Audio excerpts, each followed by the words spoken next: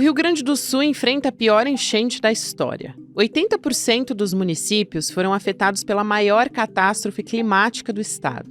Enquanto muita gente está se mobilizando para realizar resgates e doações, uma verdadeira indústria de fake news tem atrapalhado o trabalho dos voluntários e das forças do governo, impactando diretamente nas operações de salvamento. O receio é que as notícias falsas, como a de retenção de doações e o transporte de oxigênio, causem mais apreensão na população que já está fragilizada. A situação é tão séria que levou o governo do estado a criar uma força-tarefa para checar e desmentir as fake news. E até o governo federal pediu por uma investigação para identificar os autores das desinformações e já apontou nomes de influenciador e até de parlamentar. As pessoas colocando a vida em risco para salvar as pessoas, enquanto isso tem uma indústria de fake news alimentada por parlamentares, por influencers, por pessoas que se dedicam a atrapalhar o esforço que está sendo feito para salvar a vida. Quinta-feira, 9 de maio de 2024.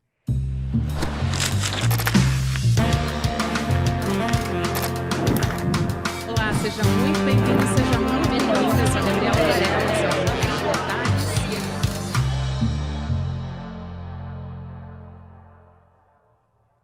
Oi, seja muito bem-vindo, seja muito bem-vinda. Eu sou a Gabriela Varela e esse é o Videocast em Detalhes. E aqui, você já conhece, sempre de segunda a sexta-feira, com um convidado ou uma convidada, a gente analisa uma temática ou uma notícia importante do momento.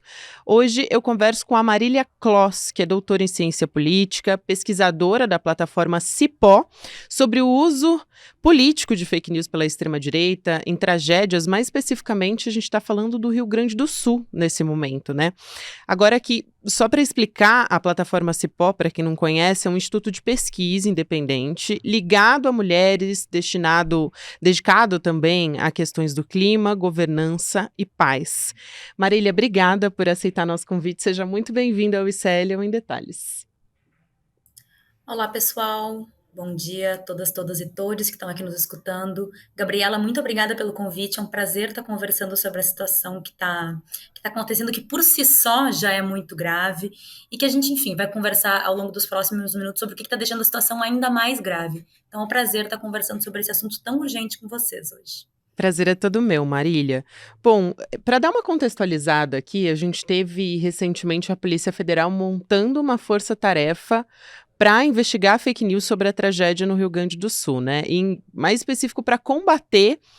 E ali nesse relatório, a Polícia Federal citou alguns nomes, alguns exemplos eu queria trazer aqui do tipo de conteúdo que foi divulgado e dar nome também a essas pessoas. Por exemplo, o coach, o Pablo Marçal, que inclusive é pré-candidato a prefeito em São Paulo, ele divulgou um vídeo com informação falsa dizendo que o governo do Rio Grande do Sul estava barrando caminhões de doação ali na região, e ele foi desmentido pela Secretaria da Fazenda, né? Só que isso foi tão grave que causou uma repercussão também na imprensa tradicional, na mídia, no SBT e na Record também. O senador Cleitinho Azevedo foi outro também, dizendo que o governo do Rio Grande do Sul estava barrando os caminhões por falta de uma nota fiscal. Então, essa foi uma fake news que rodou muito nas redes sociais. O Eduardo Bolsonaro também atacou o governo federal, o presidente Lula, dizendo que se demorou 4 dias para enviar reforços para o estado, o que também não é verdade. Então, reiterando aqui, todas essas informações que eu trouxe são falsas e repercutiram nas redes sociais.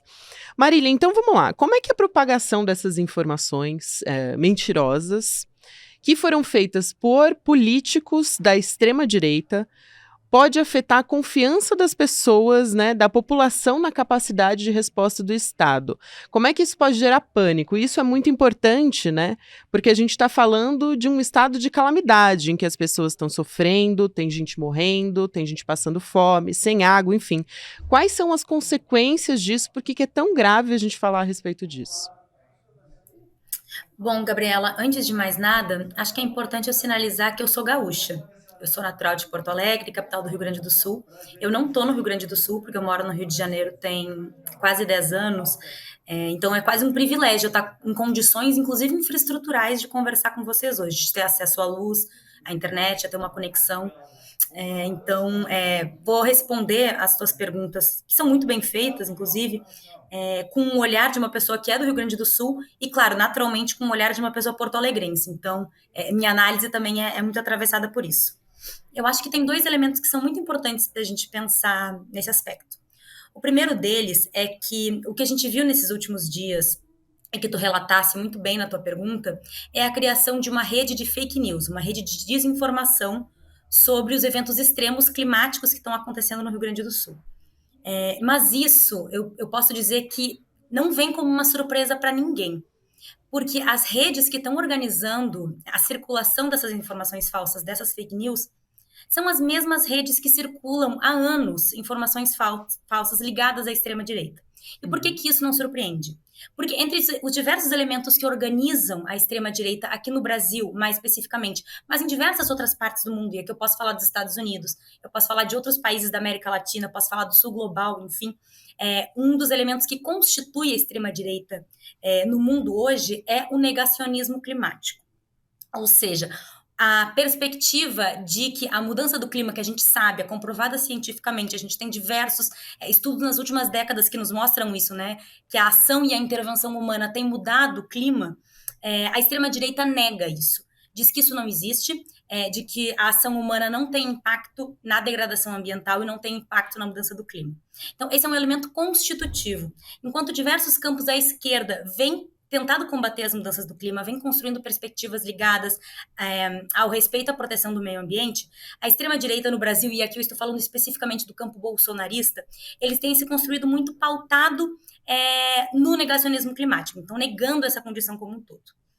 E, bom, isso já vinha se intensificando nesses últimos anos. Então, quando a gente tem um evento extremo como esse que está acontecendo no Rio Grande do Sul, não é uma surpresa para a gente que tem acompanhando esse tipo de coisa, porque eles têm a prática de difundir fake news, e, ao mesmo tempo, eles têm o negacionismo climático como um dos seus pilares ideológicos e de prática. Então, o que a gente tem é a combinação desse tipo de processo, é a utilização do mesmo tipo de rede, o mesmo tipo de forma de circulação de informação, a partir principalmente do WhatsApp, das redes sociais, enfim, mas também usando o espaço que tem nos meios de comunicação mais tradicional para propagar fake news. Então, acho que esse é um primeiro elemento. A extrema-direita é negacionista climática no Brasil, desculpa. A maior parte da extrema-direita no Brasil é negacionista climática e tem a prática de circular fake news, informações falsas. Essas duas coisas se combinaram. Então, acho que esse é um primeiro elemento. Isso não vem como uma surpresa, porque é o tipo de prática que esse tipo de ator político tem frequência de fazer, né? Então, esse é o primeiro elemento. Mas eu acho que tem um segundo elemento, e ele é muito importante, que existe um sistema de comunicação, e aí eu estou falando a nível estadual do Rio Grande do Sul, mas também a nível municipal de Porto Alegre, que é o cenário que eu conheço um pouco melhor, que falha em comunicar. Então, assim, a comunicação de tragédias, de eventos extremos, de eventos climáticos no Brasil tem sido feita de forma emergencial, e isso aconteceu no Rio Grande do Sul, e não tem um plano bem feito de como comunicar a população sobre o que deve ser feito, por exemplo, com relação à evacuação de algumas cidades, sobre como se prevenir os desastres, ou mesmo como agir, né, frente aos desastres acontecendo, o que tu deve fazer. Não tem uma comunicação bem feita. E aí, enfim, eu, como gaúcha, como porto-alegrense, claro que estou acompanhando a situação muito de perto, mas eu posso dar só um exemplo do que aconteceu em Porto Alegre, só para a gente ficar no plano mais material da coisa. Por exemplo, um bairro da região norte de Porto Alegre foi completamente evacuado. E o prefeito comunicou, o prefeito Sebastião Melo comunicou que as pessoas deveriam ir para outros bairros que são um pouco mais perto do centro, que é a Cidade Baixa e o Menino Deus. E no dia seguinte, os diques que estavam contendo a água ali naquela região, estavam contendo enchentes, foram desligados, por questões de segurança, ligado à eletricidade e tudo mais. Não vale a pena entrar nesse assunto. Mas a população não foi avisada de que esses diques seriam desligados. Então, toda a população que foi evacuada para uma região teve que sair correndo dessa outra região onde eles estavam em seus abrigos, ou seja, um lugar que deveria ser de segurança, passou a não ser mais um lugar seguro e não houve uma comunicação efetiva. E eu acho que esse ponto é muito importante. Porque, ao mesmo tempo em que tem um campo político que propaga fake news, que é negacionista climático, a gente tem os atores públicos sem uma forma de comunicação efetiva, sem um sistema de alerta bem montado. Então, a gente já tem dados, inclusive, que o sistema de alerta de Porto Alegre, por exemplo, não chega a um percentual suficiente da população porto-alegrense. Então, as duas coisas se combinam. Porque a gente tem o negacionista climático divulgando fake news, a gente tem um sistema de alertas, um sistema de comunicação que é montado de forma emergencial, sem um olhar estratégico, sem uma forma de planejamento mais ampla. E aí o que acontece? Se não tem comunicação efetivamente chegando à população, isso está muito ligado também ao desmonte, por exemplo, das estruturas municipais de Porto Alegre nesses últimos anos, está muito ligado ao desmonte e à diminuição de recurso a nível estadual para esse tipo de agenda no Rio Grande do Sul, mas enfim, se isso não acontece, se a gente não tem comunicação efetiva com a população gaúcha que está sendo infligida por esse tipo de evento extremo, bom, o resultado é que esses atores políticos negacionistas têm espaço para crescer, tem espaço para divulgar essas fake news. Inclusive, a gente sabe que tem gente lucrando com esse tipo de tragédia. Então, o resultado é esse. Se tem negacionista climático e não tem uma comunicação efetiva bem feita com a população gaúcha, o resultado é esse. A gente sabe que tem espaço para que esses atores políticos apareçam e possam propagar suas informações. Pegando uma carona, sim, pegando uma carona nisso que você falou, Marília, que é importantíssimo, eu queria aproveitar para trazer a gravidade da gente ter no poder, né, políticos ligados à extrema-direita e negacionistas, porque, por exemplo, o Marcel Van Hatten, um tweet dele numa rede social, né, no Twitter, foi muito compartilhado agora com as tragédias, né, que estão acontecendo, por conta de ele ter colocado, ele escreveu o seguinte, né, na rede social, e o aquecimento global, cadê? Ele escreveu em julho de 2011, né, no inverno lá de 2011. Essa mesma pessoa, esse mesmo deputado, Marcel Van Hatten, que é do Novo, e é de assim, ele é do Partido Novo, mas ele está ligado aos políticos extremistas, né, aos políticos bolsonaristas. Esse mesmo negacionista é a pessoa que está à frente, na Câmara dos Deputados, de uma comissão externa sobre danos causados pelas enchentes no Rio Grande do Sul. Essa comissão ela foi criada agora, né, justamente para buscar soluções e contribuir com tudo que está acontecendo. Muito bem. Também, junto com ele, está o Hamilton Mourão, que foi, em 2021, quem levou num seminário também no Congresso Nacional, né, há 3 anos então, negacionistas da emergência climática. Então tudo isso eu acho que está muito ligado a isso que você está colocando aqui, né, Marília? O quanto é perigoso a gente ter essas pessoas tomando decisões, porque quando essas tragédias, enfim, né, eu não gosto nem de chamar de tragédia, na verdade, né, porque está muito ligado à falta de atividade, né, e de ações efetivas do poder público. Mas tudo isso está muito ligado à falta de ações dessas pessoas e que vão se refletir, infelizmente, a gente sabe que daqui para frente isso vai acontecer de novo. A gente chegou num ponto de não retorno, né? Gabriela, esse teu ponto é muito importante, porque eu acho que a gente está falando de clima aqui, né? A gente fala de tragédias, de eventos extremos, e eu tenho total acordo que às vezes a gente traz o termo tragédia porque ele é muito intuitivo pra gente, Claro. mas não é uma tragédia, porque ele é resultado da intervenção humana e da falta, resultado da intervenção humana e da falta de ação para prevenir esse tipo de evento extremo. Mas nós estamos falando de clima. É importante a gente pontuar que no Brasil e no mundo, clima é uma questão política. Não é simplesmente um fenômeno natural, porque a gente não está falando de chuva, a gente está falando de mudanças no curso da chuva. Então, é importante a gente ter em mente que isso tudo que a gente está discutindo é resultado da intervenção humana e de uma linha política bem delimitada. Por que eu estou falando isso? Se a gente olha, quando a gente fala de clima, a gente está falando de emissão de gases de efeito estufa. Né? Esse termo que a gente usa bastante aí no jargão da área. E se a gente olha quais são os principais fatores emissores de gases de efeito estufa no Brasil, está muito ligado à mudança do uso da terra e florestas, ou seja, esse termo que a gente usa, mas a gente está falando de desmatamento. O desmatamento é, hoje no Brasil, o principal fator emissor de gases de efeito estufa. A gente está falando de gases de efeito estufa em função do nosso modelo agropecuário, e a gente está falando de gases de efeito estufa que vem do nosso modelo de energia, né, do nosso uso de energia. Mas, se a gente olha o que cada um percentualmente representa no perfil de emissões de gases de efeito estufa do Brasil, a gente está falando principalmente de elementos que são ligados ao nosso modelo fundiário. A gente está falando de desmatamento. Ou seja, a gente está falando de uma fronteira agrícola que avança Cerrado e Amazônia dentro. A gente está falando de crimes ambientais. E a gente sabe o que significa, quem são os atores políticos que hoje no Brasil lutam, por exemplo, pela mudança da nossa estrutura fundiária. A gente sabe quem são os atores políticos hoje no Brasil, que disputam qual vai ser o nosso modelo econômico, que dizem que hoje é insuficiente para a gente simplesmente ser um país cuja economia depende majoritariamente da exportação de soja, da exportação de gado, enfim, porque soja e gado também estão no cerne das nossas emissões de gás de efeito estufa. Então, quando a gente fala de clima, no Brasil e no mundo, claro, né, não é só no Brasil, mas no Brasil isso é muito visível, que a gente está falando de um modelo econômico que não se sustenta com relação à nossa relação com a natureza, porque está nos levando ao colapso climático, ao colapso ecológico, ao colapso ambiental. Então, clima é um tema político, é um tema econômico, e que no Brasil está muito ligado ao nosso modelo econômico, ao nosso modelo de desenvolvimento. E, bom, a gente sabe que os setores da direita, e sobretudo da extrema-direita, né, que é importante a gente fazer a diferença, ainda que nesse caso as coisas andem muito conjuntamente, tá a defesa do papel do agronegócio, tá a falta de efetividade política na luta contra, por exemplo, os crimes ambientais, porque a gente viu, por exemplo, no governo Bolsonaro, o desmonte do papel do MMA no combate aos crimes ambientais, o desmonte do IBAMA, que hoje voltou a ter um papel muito importante no combate ao desmatamento, só para dar um exemplo.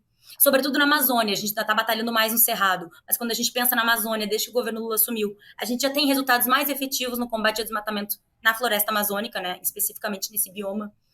Então, quando a gente fala de clima no Brasil, eu não estou dizendo que a gente, setores da esquerda, tem um projeto pronto, sem defeitos, ou que a gente tem uma formulação estratégica bem feita. Não é nada disso. A gente tem diversas coisas, diversos entraves políticos que a gente tem que avançar, mas, ao mesmo tempo, a gente sabe em que sentido se coloca a extrema-direita no Brasil hoje.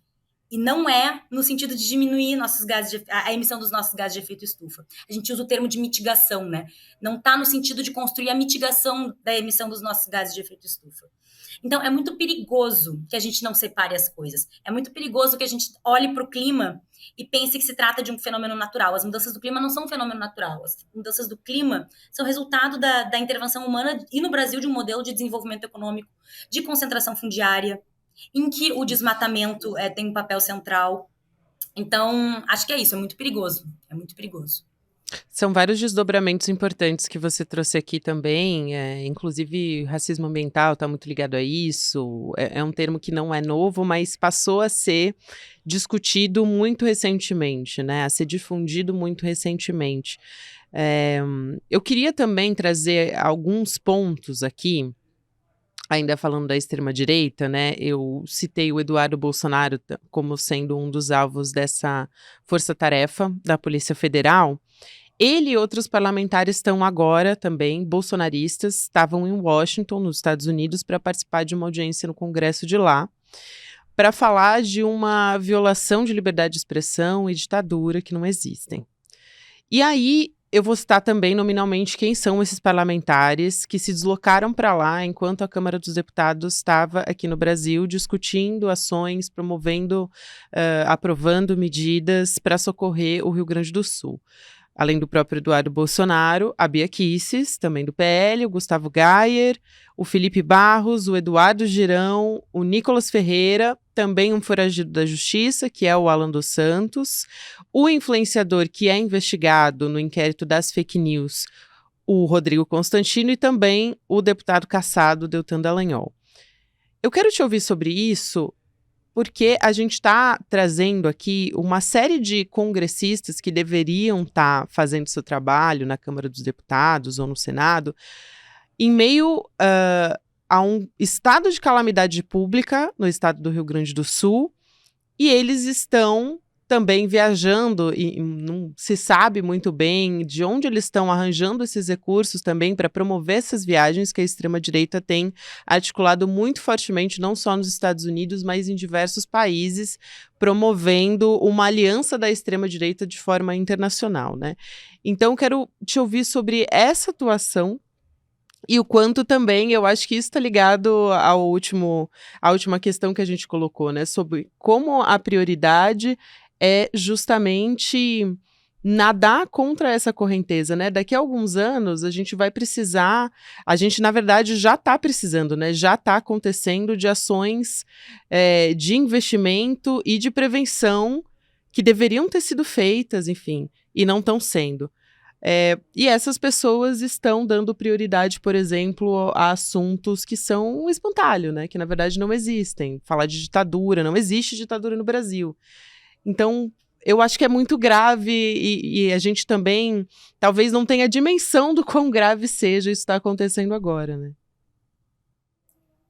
Sem a menor dúvida, porque antes de mais nada, é importante a gente sinalizar que o abandono do país num momento de calamidade desses, ainda que seja concentrado num Sim. estado, são parlamentares federais que deveriam estar pensando como agir frente a esse momento. Inclusive, a gente já fala de diversas possibilidades, tem diversos projetos de lei circulando já que falam de orçamento de guerra, enfim, né?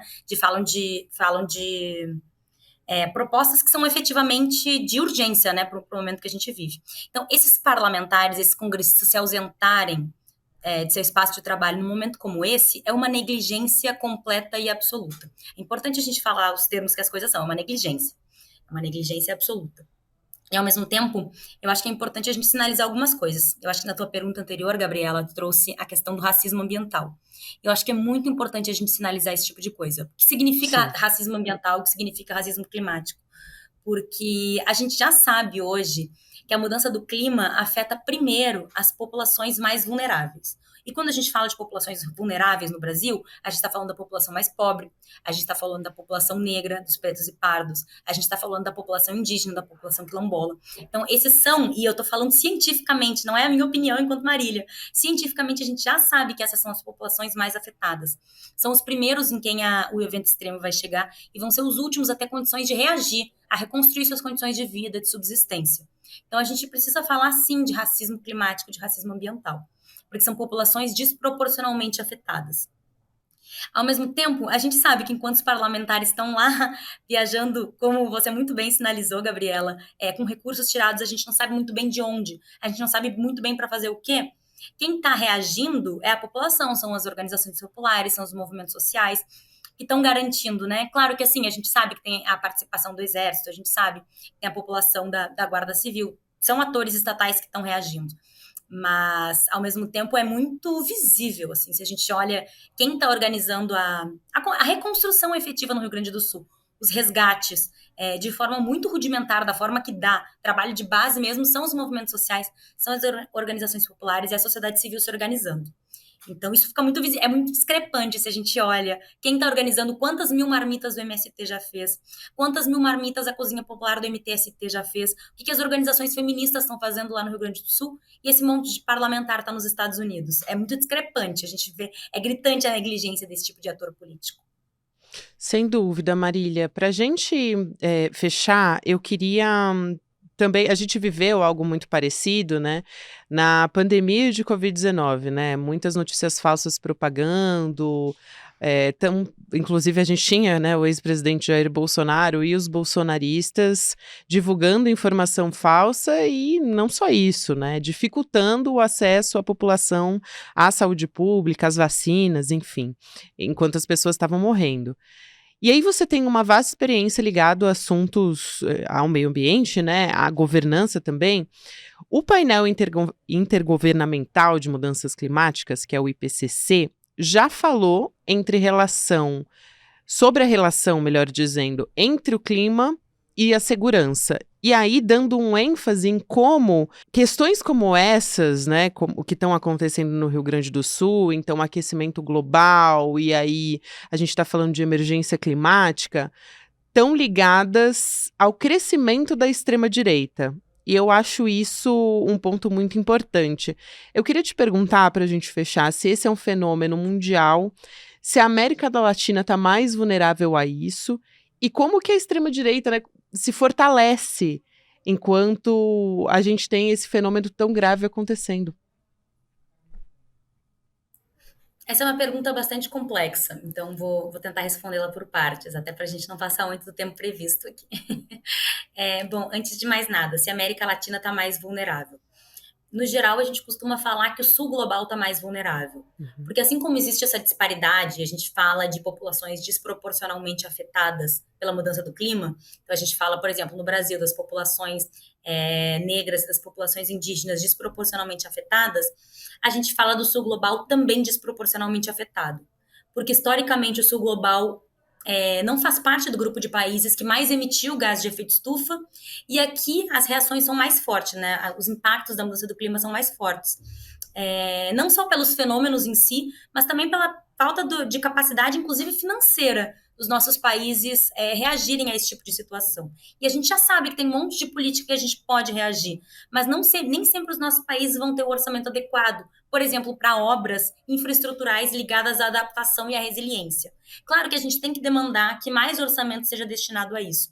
Mas quando a gente compara, por exemplo, as condições de investimento do Brasil com as condições de investimento dos Estados Unidos, é claro que existe uma desproporcionalidade. Quando a gente compara as condições de investimento, não sei, da Bolívia, do Paraguai, pensando até em países mais pobres, se a gente compara as condições de investimento, não sei, da Guiana com as condições de investimento dos Estados Unidos, é claro que aqui a situação vai ser mais grave. É claro que aqui a gente vai ter maior dificuldade de reagir a esse tipo de coisa. Então, a primeira coisa que é importante sinalizar é que, sim, as coisas no sul global têm um impacto muito diferente quando a gente fala de mudança do clima. Ao mesmo tempo, a gente está vendo o crescimento da extrema-direita, não só ligado ao negacionismo climático, porque concretamente, materialmente, as pessoas estão tendo problemas. A mudança do clima está afetando suas vidas e suas condições de subsistência. As pessoas estão morrendo, são enchentes, são deslizamentos de terra, é seca. Isso afeta a vida das pessoas. E, ao mesmo tempo, a extrema-direita, ela constrói uma lógica que é universalizante assim, de negacionismos. Ela tem a condição de dar a sua resposta para esse fenômeno. E a resposta para esse fenômeno não é a resposta mais difícil, porque a nossa resposta é muito difícil. Ela é longa, ela exige planejamento, ela exige tempo, ela exige muito recurso e muito dinheiro. Então, se a extrema-direita tem condição de construir uma resposta que é imediata, isso não existe. Estão inventando, estão mentindo para vocês, as mudanças do clima não existem. A nossa resposta é muito mais difícil de ser dada, ela é muito mais custosa. Então, a extrema-direita consegue responder, porque é uma combinação de negacionismos. Eu falei do negacionismo climático, mas a gente pode falar, por exemplo, com relação ao negacionismo de saúde ligado à pandemia de Covid-19. É uma combinação de respostas, né? Que é muito mais simples. A nossa resposta é difícil, é uma disputa dura de ser feita. É a verdade, é a ciência, está do nosso lado, mas a nossa resposta é difícil de ser engolida. A deles não. A deles é muito mais simples. Até porque tá ligado ao medo, né? São tantas questões e quando a gente tem medo é mais fácil negar a realidade que tá batendo na nossa porta, né? E o futuro que a gente não quer, que a gente não quer viver. E por isso a gente tem que começar a tomar essas atitudes agora. Já passou da hora, né, Marília? Quero muito te agradecer. Foi um prazer conversar contigo. A Marília Kloss, ela é doutora. Só vou pegar o seu crédito direitinho, Marília. Ela é doutora em ciência política, pesquisadora da plataforma Cipó. E a plataforma Cipó é um estudo de pesquisa independente, ligado a questões do clima, governança e paz também. Foi um prazer te conhecer, Marília. Obrigada e até uma próxima. Seja sempre muito bem-vinda. Obrigada, pessoal. Um abraço. Até mais.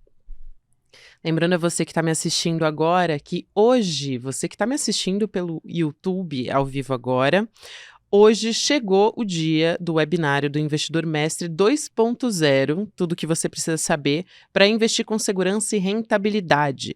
Então, a gente sempre teve o curso, né, nos últimos anos, o Investidor Mestre ajudou mais de 50 mil alunos a investir, e aí agora a gente vai ter o curso repaginado. Essa aula vai ser online, gratuita, aberta.